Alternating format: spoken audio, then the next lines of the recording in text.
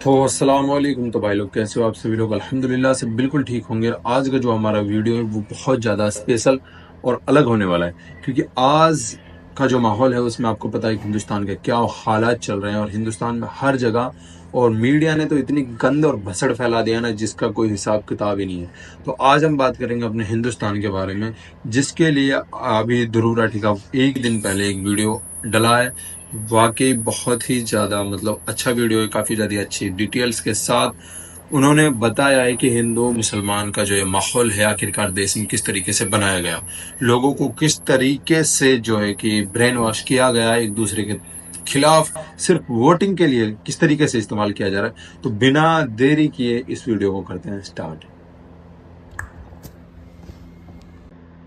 नमस्कार दोस्तों, पिछले साल अप्रैल के महीने में रामनवमी के समय कुछ लोग पकड़े गए गौ हत्या करते हुए आगरा के शहर में। इसकी वजह से आगरा में उस वक्त कम्युनल हिंसा भी छिड़ गई थी। ये इकलौता ऐसा इंसिडेंट नहीं है, अगस्त 2022 में भी ऐसा ही कुछ हुआ था। उत्तर प्रदेश के कनौज डिस्ट्रिक्ट में एक शिव मंदिर के सामने किसी आदमी ने मीट फेंक दी और उसकी वजह से हिंसा छिड़ गई। ऐसा ही कुछ मई 2020 में भी हुआ था, कोयम्बटूर मंदिर के सामने किसी ने मीट फेंक दी। फरवरी 2024 उत्तर प्रदेश के मुरादाबाद में कुछ लोग गौ हत्या काउस की स्लॉटरिंग करते हुए पकड़े गए। ये सारी खबरें सुनकर एक चीज आपके दिमाग में जरूर आएगी, आखिर ये कौन लोग हैं जो हिंदुओं की भावनाओं को ठेस पहुंचा रहे हैं और हिंदुओं को भड़काने की कोशिश कर रहे हैं। इसका जवाब वो नहीं जो शायद आप सोच रहे हो। पहली खबर का न्यूज आर्टिकल देखिए। यूपी पुलिस के अनुसार गौ हत्या के पीछे असली जिम्मेदार थे हिंदू महासभा के कुछ कार्यकर्ता जो हिंसा भड़काना चाह रहे थे। दूसरी खबर, शिव मंदिर के सामने मीट फिकवाई चंचल त्रिपाठी नाम के एक आदमी ने। इसने एक मुस्लिम कसाई को इसके लिए 10,000 रुपए दिए थे। इसके पीछे कारण था कि ये वहां के SHO हरिश्याम सिंह के खिलाफ बदला लेना चाह रहा था। तीसरी खबर, कोयम्बटूर के मंदिर के सामने मीट फेंकने वाला आदमी था हरिराम प्रकाश, एक unemployed civil engineering graduate. Police के अनुसार ये मेंटली डिस्टर्ब्ड था। चौथी खबर, गौ हत्या के पीछे मुरादाबाद में यूपी पुलिस ने अरेस्ट किया 4 लोगों को, जिनमें से एक था बजरंग दल का लीडर। ये एक मुसलमान आदमी को एक झूठे केस में फंसाने की कोशिश कर रहे थे, इसलिए इन्होंने खुद गौ हत्या कर दी। हैरानी की बात यह कि ये काम करने के लिए इन्होंने खुद एक मुस्लिम आदमी की मदद ली।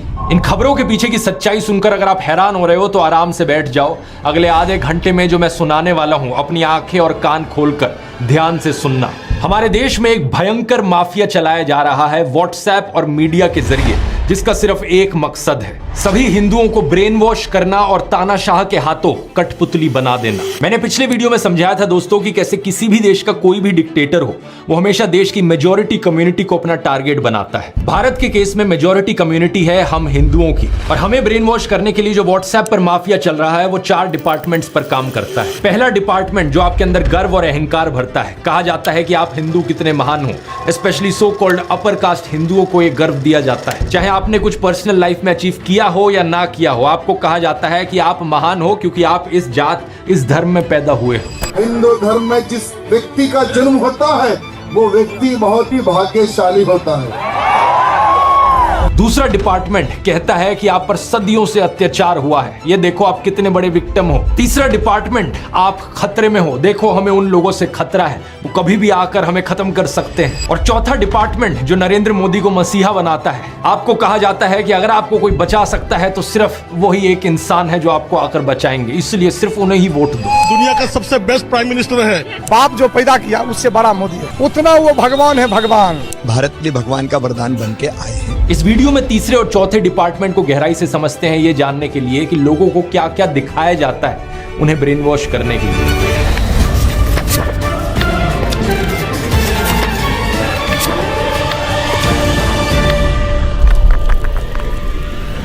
दुनिया भर पर नजर डालें दोस्तों तो डिक्टेटर्स कई देशों में देखे गए हैं, चाहे ये पाकिस्तान हो, जर्मनी हो, चिली हो या रवांडा हो, लेकिन सभी डिक्टेटर्स के द्वारा टारगेट हमेशा मेजॉरिटी कम्युनिटी को किया जाता है। पाकिस्तान के देश में सुन्नी मुस्लिम्स मेजॉरिटी में है, तो उन्हें ब्रेन वॉश करने के लिए झूठी खबरें फैलाई गई कि कैसे देश की बाकी माइनॉरिटीज उनके लिए खतरा बन रही हैं। हिंदू, क्रिश्चियन, सिख, शिया मुस्लिम्स, अहमदिया मुस्लिम्स या फिर सूफी मुस्लिम्स ही क्यों ना हो। 2021 में BBC ने वीडियो रिपोर्ट अपलोड करी थी जिसमें दिखाया गया कि पाकिस्तान की स्कूल की किताबों में कैसा नफरतखोर प्रोपेगेंडा मौजूद है, जिसके जरिए बच्चों के दिमाग में जहर डाला जाता है। उन्हें ये कहानियां सुनाई जाती हैं कि कैसे हिंदूज और सिख्स ने लाखों औरतों बच्चों को मार दिया।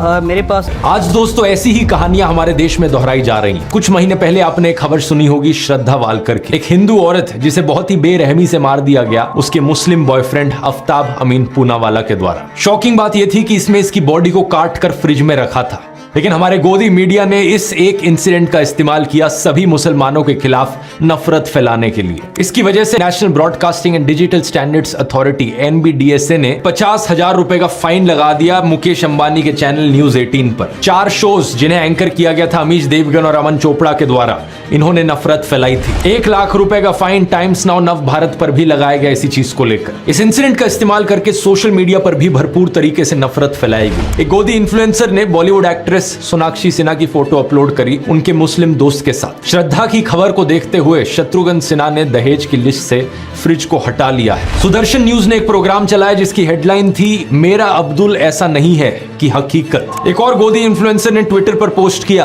आपका अब्दुल भी वैसा ही है। जी न्यूज ने ट्वीट करके प्रोग्राम चलाया मेरा अब्दुल वैसा नहीं है वालों के लिए सबसे बड़ा सबक है ये केस। और ऑफ कोर्स व्हाट्सएप माफिया ने भी अब्दुल शब्द का इस्तेमाल करके बहुत सारे जहरीले मैसेजेस फैलाए। ये सारे पोस्ट और मैसेजेस सिर्फ एक चीज साबित करना चाहते हैं कि हर एक मुसलमान आदमी एक पोटेंशियल खूनी है। अब्दुल शब्द का प्रयोग यहाँ पर सभी मुसलमानों को डिनोट करने के लिए किया जा रहा था। कुछ ही दिन पहले एक और ऐसी खबर आई कर्नाटका से, जहां पर एक मुस्लिम आदमी फयाज ने एक हिंदू लड़की नेहा को मार दिया। एक बार फिर से ये सारे गोदी इन्फ्लुएंसर्स और व्हाट्सएप माफिया को चलाने वाले एक्टिवेट हो गए और सभी मुसलमानों के खिलाफ नफरत उगलने लग गए। मकसद सिर्फ एक, हिंदुओं को ब्रेन वॉश करो और हिंदुओं के अंदर डर बिठाओ कि हिंदू खतरे में है और हमें अगर इस खतरे से बाहर निकलना है तो मोदी को वोट देना होगा। अब जिन लोगों को ब्रेन वॉश ऑलरेडी किया जा चुका है उन्हें इस चीज में कुछ भी गलत नहीं लगेगा। वो कहेंगे क्या गलत है इसमें, ये मर्डर यहाँ पर हुआ, मुसलमान ने किया, ये सारे मुसलमान ऐसे ही होते हैं। उन्हें अगर आप बोलने की कोशिश करोगे तो सिर्फ 1-2 इंसिडेंट्स है, वो आपको 10 ऐसे इंसिडेंट्स गिना देंगे। शारदा आफ्ताब, नेहा फयाज, साक्षी साहिल खान, निकिता तौसीफ, अरशद प्रभा, अंकिता शाहरुख, रितिका सईद, मानसी दीक्षित, मुजम्मिल, इन सभी केसेस की लिस्ट सुनाने के बाद ये आपसे कहेंगे ये देखो कहा था ना मैंने, ये सारे मुसलमान ऐसे ही होते हैं, ये सारे के सारे पोटेंशियली खूनी होते हैं। क्या है इसके पीछे का सच, इस खबर को देखो। श्रद्धा वालकर के केस के 2 हफ्ते बाद एक और केस हुआ था पांडव नगर में। अंजन दास नाम के एक आदमी को उनकी पत्नी पूनम के द्वारा मार दिया गया और श्रद्धा के केस की तरह उसकी भी बॉडी को काट कर फ्रिज में स्टोर किया गया। इतना ही नहीं, इसके 3 महीने बाद इस खबर को देखिए। नजफगढ़ के पास मित्राऊ गांव में साहिल गहलोत ने अपनी live in partner Nikki Yadav को मार दिया। मारने के बाद उसकी बॉडी को अपने ढाबा में फ्रिज में रखा। सेम दिन उसने एक आदि भी कर ली। इन दोनों केसेस की डिटेल्स बिल्कुल वही श्रद्धा आफ्ताब केस वाली डिटेल्स है। सिर्फ एक फर्क, इन दोनों केसेस में कोई हिंदू मुस्लिम का एंगल नहीं है जैसा उस वाले में है। इसलिए आपने इन खबरों के बारे में कहीं सुना ही नहीं होगा और ना ही मीडिया वालों ने इस खबर को चलाया होगा। इस रिपोर्ट को देखिए। बिहार के वैशाली डिस्ट्रिक्ट में अमन कुमार सिंह ने एक 17 साल की लड़की सोनम परवीन को मार डाला। हिंदू लड़का मुस्लिम लड़की, इसलिए गोदी मीडिया इसकी बात करेगा ही नहीं। न्यूज 18 हिंदी की वेबसाइट पर एक खबर जरूर छपी, लेकिन इन्होंने लड़के का नाम नहीं लिखा। बस ये लिखा कि हत्या के पीछे प्रेम प्रसंग की आशंका जताई जा रही। यूपी के शामली डिस्ट्रिक्ट से इस खबर को देखिए। नाइमा उर्फ ईशा अपने घर से भाग गई और एक लव मैरिज करी अंशु के साथ। अंशु एक शार्प एज हथियार से ईशा पर हमला करता है और इसे मारने के बाद उसकी बॉडी कुएं में फेंक देता है। वहां के एसपी ने इंटरोगेशन के बाद बताया कि हस्बैंड अंशु ने अपना गुनाह कबूल किया। रसूलपुर गांव की इस न्यूज रिपोर्ट को देखिए। 20 साल की गुलनाज खातून को जिंदा जला दिया गया एक आदमी और उसके दोस्तों के द्वारा, क्योंकि उसने मैरिज प्रपोजल रिफ्यूज कर दिया था। यहाँ अक्यूज्ड कौन था? सतीश कुमार राय। पिछले साल जब साक्षी और साहिल खान की खबर मीडिया में फैलाई जा रही थी तो उससे कुछ दिन पहले एक और वैसा ही इंसिडेंट हुआ था। बिहार का एक लेबरर रामानुज साहू सूरत गया अपने परिवार से मिलने। उसका अपनी पत्नी रेखा के साथ झगड़ा हुआ और उसने रेखा पर 10 बार चाकू से वार किया। जब उसकी 19 साल की बेटी ने अपनी मां को बचाने की कोशिश करी तो उसने उसे भी मार डाला। नजफगढ़ की इस खबर को देखिए। विपुल सिंह नाम का आदमी खुले में धमकी देता है कि वो मुसलमान औरतों को मोलेस्ट करेगा और मारेगा। दिल्ली पुलिस और एनसीडब्ल्यू ने इस पर कॉग्निसेंस भी लिया। या फिर 5 महीने पहले की कर्नाटका की इस रिपोर्ट को देखिए। 39 साल का आदमी प्रवीण अरुण, इसने अपनी 21 साल की एयर होस्टेस कोलीग आयनाज के साथ दोस्ती करी। जब आयनाज ने इससे कम्युनिकेट करना बंद कर दिया, ये उसके घर में गया और उसे मार डाला। और इसके बाद इसने उसकी मां को भी मार डाला, उसकी बड़ी बहन को भी मार दिया और उसके छोटे भाई 14 साल के उसको भी मार दिया। फिर से हिंदू आदमी है, मुस्लिम औरत है, तो गोदी मीडिया इसकी बात नहीं करेगा, ना ही आपको व्हाट्सएप पर सुनने को मिलेगी। 20 दिन पहले की इस खबर को देख लीजिए। 26 साल की रुखसार उर्फ रिया को उसके लिव इन पार्टनर ने मार डाला और उसकी बॉडी को एक कबर्ड में स्टफ कर दिया। अक्यूज्ड कौन था? विपुल टेलर नाम का आदमी। जब दैनिक जागरण में एक खबर छपी तो इन्होंने लड़की का नाम कहीं मेंशन नहीं किया अपने आर्टिकल में। अब इस खबर को देखिए। बेंगलोर में रहने वाला प्रदीप एक रुखसाना नाम की औरत से संबंध बनाता है। दोनों का साथ में बच्चा होता है। रुखसाना उससे शादी करना चाहती है, लेकिन वो ये नहीं चाहता था, तो उसने रुखसाना का खून कर दिया। ये भी कुछ ही दिन पहले की खबर है कर्नाटका से। मेरा एक ही सवाल है नफरत फैलाने वाले नमूनों से। आपको मैंने इतने सारे केसेस गिना दिए यहाँ पर पिछले 1-2 सालों के, जहां पर हत्या करने वाला एक हिंदू था। तो क्या यहाँ पर यह कहा जा सकता है कि हर हिंदू आदमी यहाँ पर एक पोटेंशियल खूनी है? ऑब्वियसली नहीं कहा जा सकता। देश में 55 से 60 करोड़ हिंदू आदमी रहते हैं। इन 20-30 केसेस को लेकर जनरलाइज नहीं किया जा सकता कि सारे हिंदू लड़के ऐसे होते हैं, और ठीक इसी तरीके से मुसलमानों को भी जनरलाइज नहीं किया जा सकता। देश में रहने वाले करोड़ों मुस्लिम आदमी हैं, सारे के सारे पोटेंशियल किलर नहीं होते। ये एज्यूम करना एक बहुत ही बेवकूफी वाली चीज है, और ये आपका नफरत खोर माइंडसेट दिखाती है।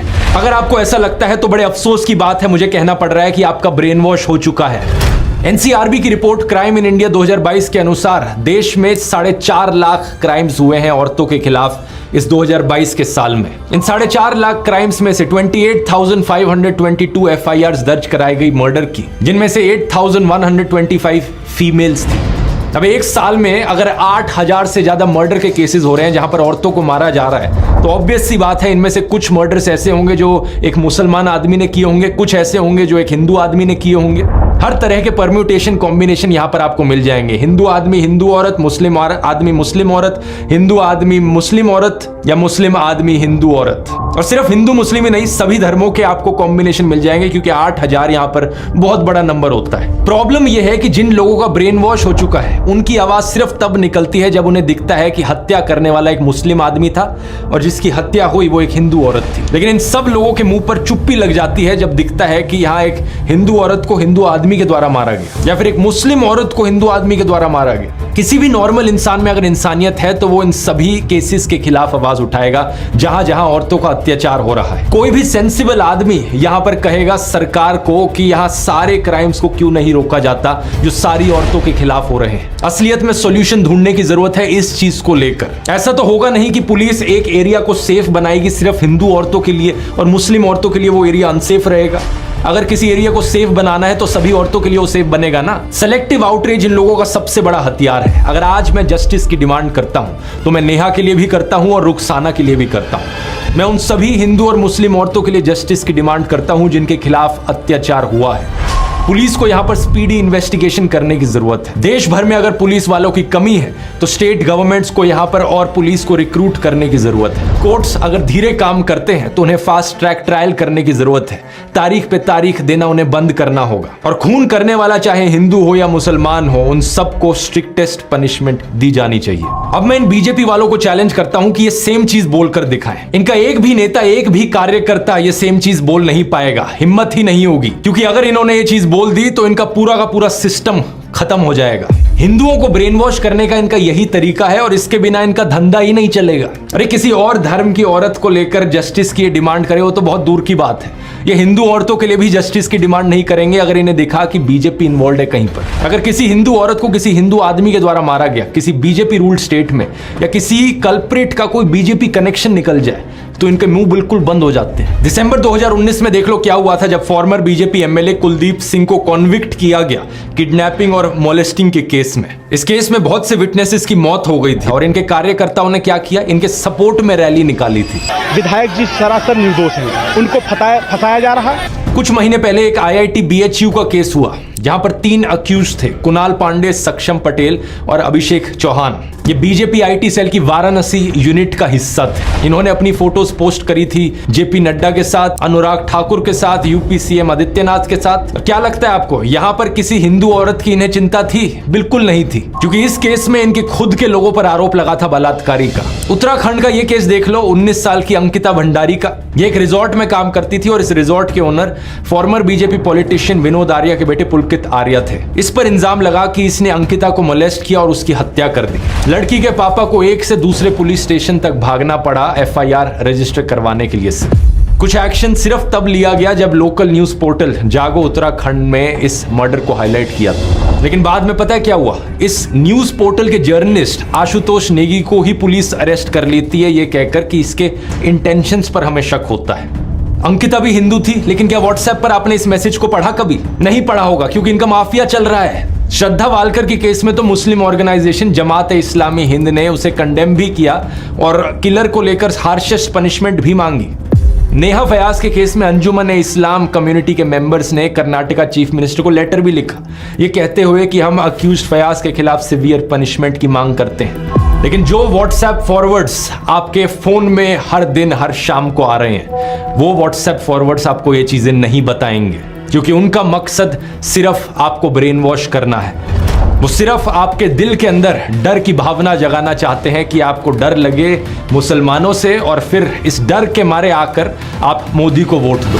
मुझे बड़ा बुरा लगता है कहते हुए कि हमारे देश के प्रधानमंत्री के पास भी अब और कुछ बचा नहीं है। अब उन्होंने भी अपने भाषणों में ऐसे झूठ फैलाने शुरू कर दिए हैं कि हिंदुओं के अंदर डर बैठे और डर के मारे वो उन्हें वोट करें। ये संपत्ति इकट्ठी करके किसको बांटेंगे? जिनके ज्यादा बच्चे हैं उनको बांटेंगे, घुसपैठियों को बांटेंगे।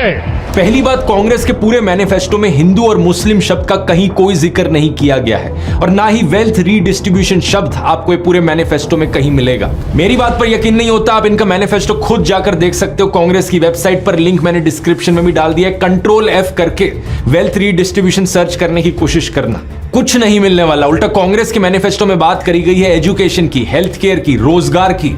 इन्होंने कहा है कि ये 22 करोड़ लोगों को गरीबी से बाहर निकालेंगे, करोड़ों नौकरियां देंगे। राहुल गांधी ने अपनी स्पीच में भी ऐसा ही कहा था कि जितने रुपए नरेंद्र मोदी ने अडानी को दिए, उतने रुपए ये गरीबों को देंगे, मजदूरों को, किसानों को और युवाओं को देंगे।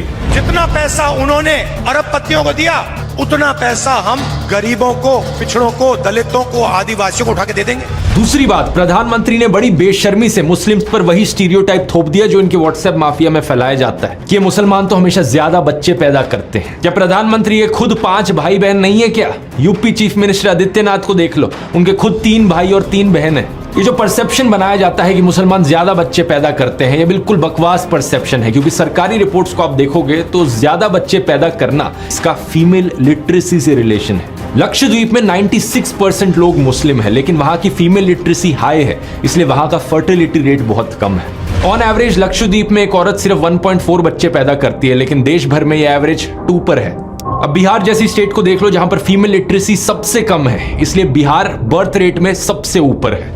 कुछ जगहों पर ये जो लोकलाइज ट्रेंड देखने को मिलता है, जहां मुस्लिम्स का फर्टिलिटी रेट थोड़ा सा ज्यादा है बाकी रिलीजन से, इसके पीछे कारण भी लिटरेसी रेट है, क्योंकि हिस्टोरिकली मुस्लिम्स का लिटरेसी रेट हमेशा थोड़ा सा पीछे था, लेकिन अब मुस्लिम्स का बर्थ रेट सबसे तेजी से कम हो रहा है। लेकिन प्रधानमंत्री मोदी को इन फैक्ट से क्या फर्क पड़ता है? उनका तो एक ही फंडा है, झूठ बोलो, झूठ बोलो, झूठ बोलो।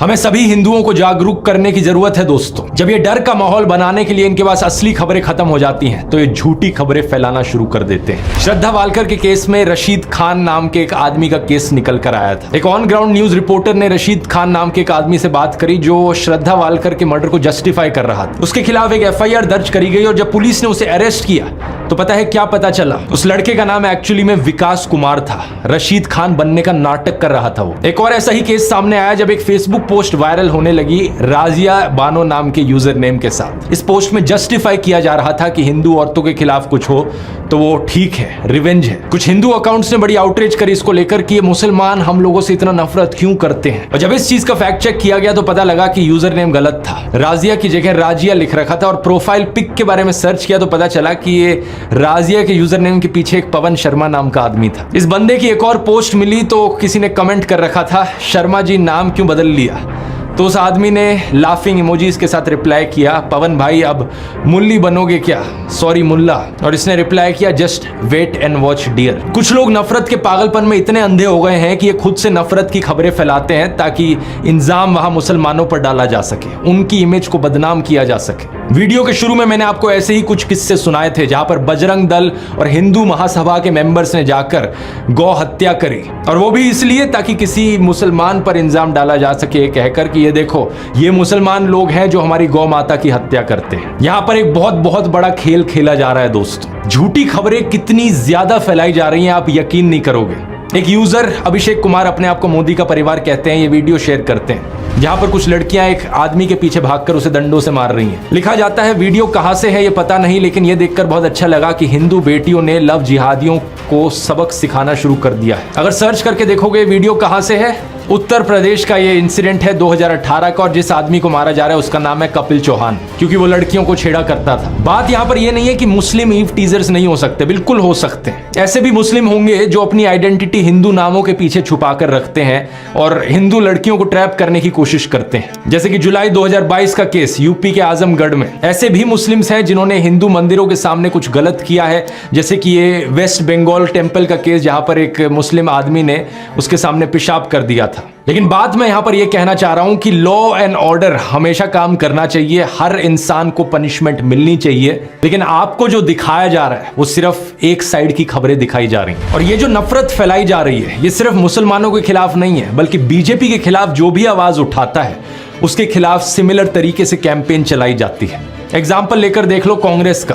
ये खबर सुनी आपने कि कांग्रेस लीडर रशीद अलवी ने राम भक्तों को राक्षस कहकर बुलाया। सिर्फ व्हाट्सएप पर ही नहीं बल्कि इस खबर को तो कई गोदी मीडिया वालों ने भी चलाया था। After Salman Khurshid, another Congress leader sparks a row. Congress neta Alvi compares those chanting Ram Bhakts to demon. Rashid Alvi साहब ने बोला कि ये जो जय श्री राम बोलते हैं ये सब राक्षस है, लेकिन ये सरासर झूठी खबर थी। सच बात यह है कि रशीद अलवी एक्चुअली में बात कर रहे थे रामायण की, जब मेघनाथ से लड़ते हुए लक्ष्मण अनकॉन्शियस हो जाते हैं और हनुमान उनके लिए जड़ी बूटी लेकर आते हैं। रावण कुछ राक्षसों को भेजता है जो अपने आप को एक साधु की तरह डिस्गाइज कर लेते हैं, कुछ ऐसे राक्षस जो खुद जय श्री राम का नारा लगाते हैं। यही चीज उनके द्वारा कही जा रही थी कि ये कुछ लोग जो राम का नाम ले रहे हैं ये असल में राक्षस हैं साधुओं के फेज में। वो अप्सरा बन जाती है और वो हनुमान जी से कहती है, हनुमान क्यों वक्त खराब कर रहे हो, तुम्हें तो सूरज निकलने से पहले जाना है संजीवनी बूटी लेकर। और ये जो सामने बैठा है जय श्री राम कह रहा है, मुनि नहीं ये निश्चर घोरा, ये मुनि नहीं है ये तो घोर राक्षस है। मैं आपसे बस इतनी बात कह के अब आपसे विदा लूंगा कि आज भी बहुत लोग जय श्री राम का नारा लगाते हैं, वो सब मुनि नहीं वो निश्चय। बीजेपी वाले ये बात जानते थे, लेकिन जानबूझ के इनकी स्टेटमेंट को क्लिप किया गया ये दिखाने के लिए कि कांग्रेस मुसलमानों के साथ है, हिंदुओं के खिलाफ बोलती है। रवीश कुमार के साथ भी ये चीज अक्सर करी जाती है। दिल्ली में जब दंगे भड़के थे, शाहरुख नाम के एक आदमी ने गोलियां चलाई थी। व्हाट्सएप पर एक क्लिप काट कर डाली जाती है जिसके ऊपर नीचे कैप्शन लिखा जाता है, आतंकी शाहरुख को बचाने के लिए रवीश ने बताया उसे ब्राह्मण अनुराग मिश्रा। जो ओरिजिनल अनएडिटेड वीडियो है वहां पर रवीश कुमार कह रहे हैं अभी भी जरूरत है कि पुलिस इसकी पहचान को लेकर दोबारा बोले। पुलिस साफ कहती है कि शाहरुख है, मगर आप सोशल मीडिया में देखिए अनुराग मिश्रा बताया जा रहा है। अभी भी जरूरत है कि पुलिस इसकी पहचान को लेकर दोबारा बोले। इसके बाद एक एनडीटीवी रिपोर्टर खुद पुलिस से बात करते हैं और कंफर्म करते हैं कि इस आदमी का नाम शाहरुख ही है। नाम को लेकर कोई स्पष्टीकरण आया है कि नाम क्या है? शाहरुख नाम है उसका। एक और झूठ फैलाया जाता है कि रवीश कुमार कभी कश्मीरी पंडितों की बात नहीं करेंगे, जबकि उन्होंने कई बार एपिसोड्स बनाए हैं कश्मीरी पंडित पर, 12 साल पहले से लेकर एज रिसेंट एज 3 महीने पहले। लेकिन क्या फर्क पड़ता है, व्हाट्सएप पर जब लोगों को ब्रेन वॉश करना है तो उसके लिए कुछ भी बोल दो। एक और एक्यूजेशन जो इनके खिलाफ उठाई जाती है कि ये कभी कांग्रेस के खिलाफ नहीं बोलते, लेकिन 2014 से पहले की इनकी ये क्लिप देखो, कई रिपोर्ट्स मिल जाएंगी जब ये मनमोहन सिंह की सरकार के खिलाफ आवाज उठा रहे हैं। पिछले अगस्त में अयाज झांसी के शेर से जवाब दिया था, तब कोयला घोटाले के आरोपों की आंच उनकी सरकार पर आ रही थी। 7 महीने बाद मनमोहन सिंह ने उन सवालों का जवाब दिया या अपनी आबरू के लिए खामोशी तोड़ी है। एस्बेस्टस के इसी तरह के हजारों कमरे गांव की जमीन पर बना दिए गए और मजदूरों को बोरी में आलू की तरह इनमें ठूंस कर रख दिया गया। अब मेरे खिलाफ भी ये लोग ऐसे ही झूठ फैलाते हैं। इस व्हाट्सएप मैसेज को देखो, पता नहीं कितनी बार इन्होंने इस व्हाट्सएप मैसेज को अपने ग्रुप्स पे बार बार फॉरवर्ड किया है। लिखते हैं कि मैं एक हिंदू ही नहीं हूं, मेरा नाम ध्रुव राठी नहीं है, मेरा असली नाम है बदरू रशीद। और इतना ही नहीं, इन्होंने मेरी वाइफ यूली को भी पाकिस्तानी बना दिया। अब नीचे देखो क्या क्या बकवास लिख रखी है कि यहाँ पे पाकिस्तानी आर्मी का कनेक्शन है, ISI है, अमेरिका है, दाऊद इब्राहिम का कनेक्शन है। क्या बकवास लिखते हैं, मुझे सुनकर हंसी आती है, आपको भी हंसी आ रही होगी, लेकिन इसके पीछे का एजेंडा देखो क्या है। जो भी बीजेपी के खिलाफ बोलने की कोशिश करता है उसे किसी ना किसी तरीके से मुसलमान बना दो, पाकिस्तानी बना दो, क्योंकि जो ओवरऑल गेम यहाँ पर खेला जा रहा है वो यही है कि हिंदुओं के अंदर डर बैठाना है। और जो भी इनके खिलाफ बोले, अगर कोई वो हिंदू बोल देना इनके खिलाफ तो वो हिंदू हो ही नहीं सकता। ये अपने फॉलोअर्स को, अपने ब्रेन वॉश लोगों को यही दिखाना चाहते हैं कि जो भी वहां से आवाज उठा रहा है इनके खिलाफ वो हिंदू नहीं है, वो सिर्फ मुस्लिम लोग हैं। जो झूठ ये फैलाते हैं उसे ये डबल चेक भी नहीं करते। एक ये मैसेज था इनका जो फैलाया जा रहा था, अभी कुछ दिन पहले एक ये दूसरा मैसेज है इनका जो ये फैला रहे हैं। इस ट्वीट को देखो, इसके अनुसार तो मेरे फादर इन लॉ है एक्चुअली में पाकिस्तानी सिटीजन, यानी कि यूली के पापा। फिर लिखते हैं कि यूली इकलौती बेटी है उनकी। ये चीज भी झूठ है। अगर इन्होंने मेरे व्लॉग्स देखे होते तो इन्हें पता होता कि वो इकलौती नहीं है। मतलब कुछ बिलीवेबल तो हो जो कह रहे हो, लेकिन अनफॉर्चुनेट चीज ये है कि जो लोग ब्रेन वॉश्ड हो चुके हैं इनके माफिया के अंडर आकर, उन्हें इससे फर्क ही नहीं पड़ता। ये एक लॉजिकल सेंसिबल दिखने वाली झूठी कहानियां क्यों बनाने में टाइम वेस्ट करें, जब इनके जो लोग व्हाट्सएप मैसेजेस पढ़ रहे हैं वो इन बेसर पैर की झूठी कहानियों से ही कन्विंस्ड हो जा रहे हैं। व्हाट्सएप माफिया का तीसरा डिपार्टमेंट कुछ इस तरीके से लोगों के अंदर डर बिठाता है कि उनकी सोचने समझने की शक्ति बिल्कुल स्विच ऑफ हो जाती है। इसलिए बहुत जरूरी है लोगों को जागरूक करना इस चीज के बारे में, स्पेशली हिंदू लोगों को जागरूक करना, क्योंकि अगर किसी को सबसे ज्यादा बेवकूफ बनाया जा रहा है यहां पर, तो वो हम हिंदुओं को बनाया जा रहा है। इस माफिया के 2 और डिपार्टमेंट्स बचते हैं। आने वाले वीडियोस में उनको भी गहराई से समझेंगे, लेकिन तब तक काम रुकना नहीं चाहिए। हमारा ये संघर्ष देश के संविधान को बचाने के लिए है, देश के लोकतंत्र को बचाने के लिए। और अगर आप उन लोगों में से हो जिन्हें अभी भी लगता है कि नहीं देश में सब ठीक चल रहा है, देश में कोई तानाशाही नहीं है, तो जरा कुछ दिन पहले की इस खबर को देख लो जरा। सूरत की लोकसभा सीट पर क्या हुआ? कांग्रेस के कैंडिडेट को डिस्क्वालीफाई कर दिया गया और वहां बाकी 8 कैंडिडेट्स ने किसी ना किसी बहाने से विड्रॉ कर लिया, यानी कि इलेक्शन होने से पहले ही बीजेपी ने यह सीट जीत ली। इमेजिन कर सकते हो दोस्तों, लाखों लोग जो सूरत में रहते हैं उनका लोकतांत्रिक अधिकार उनसे इस तरीके से छीन लिया गया। इतना ही नहीं, अरुणाचल प्रदेश में भी ऐसा ही कुछ हुआ। बीजेपी ने 10 सीटें ऑलरेडी जीत ली वहां पर इलेक्शन होने से पहले ही। और इस खबर को देखो, जहां पर दिल्ली में वो चुनाव हारने वाले थे उन्होंने इलेक्शन ही नहीं होने दी एमसीडी की। इससे पहले चंडीगढ़ की इलेक्शन में सीधा सीधा फ्रॉड करने की कोशिश करी गई थी बीजेपी को जिताने के लिए। मतलब समझ रहे हो आप इस सब का दोस्तों? जो पहले चंडीगढ़ में हुआ, जो आज सूरत में हुआ, वो कल पूरे हिंदुस्तान में होगा अगर इन्हें इसी तरीके से जीतने दिया गया तो। 1 नेशन 1 इलेक्शन तो सिर्फ दिखावे का फंडा लगता है। अगर देश इसी तरीके से आगे बढ़ता रहा तो यहां पर जल्द ही 1 नेशन 0 इलेक्शन होगी। चुनाव होने से पहले ही बीजेपी के कैंडिडेट्स जीतते जाएंगे। क्या आप ऐसा देश देखना चाहते हो जहां पर इलेक्शन के कोई मायने ही ना रह जाएं? इस चुनाव में दोस्तों हमें अपनी पूरी जी जान लगानी होगी देश के लोकतंत्र को बचाने के लिए। मैंने तो अपना पूरा करियर यहां दांव पर लगा दिया है, क्योंकि मैं चुप नहीं बैठ सकता। मैं देश को ऐसी हालत में गिरते नहीं देख सकता। इसलिए मैं बार बार कह रहा हूं, अपनी आवाज उठाओ, क्योंकि शायद दोबारा कभी मौका ना मिले। 3 स्टेप्स मैं आपको दोबारा से बताना चाहूंगा। स्टेप 1, मेरे व्हाट्सएप चैनल को जाकर ज्वाइन करो। इसका लिंक इस QR कोड में मिल जाएगा, या लिंक डिस्क्रिप्शन में भी है। अगर ये लिंक आपके लिए खुल नहीं रहा तो व्हाट्सएप ऐप को अपडेट करो अपने फोन पर। चैनल ज्वाइन करने के बाद बेल आइकन दबाओ नोटिफिकेशन का। हमारा मिशन है 100 करोड़। हम व्हाट्सएप पर एक ऐसी आंधी लेकर आएंगे सच की कि इनका ये पूरा व्हाट्सएप माफिया दब जाएगा। स्टेप तो भाई लोग, ये वीडियो था भाई साहब, इसने तो पूरा दिमाग ही हिला के रख दिया यार। मतलब बंदा सही है यार, बहुत ही ज्यादा डिटेल्स में एकदम ऐसी वीडियोस लाता है जो वाकई देखने लायक है और सबको दिखाने लायक है। मतलब यार, ये चीजें देश के हालात के बारे में आप सभी जानते हो, तो आप लोगों को शेयर करना है, दूसरों तक पहुंचाना है, सबको दिखाना है, सबको समझाना है। भाई क्या ही कहें बस। तो मिलते हैं इंशाल्लाह से अगली वीडियो।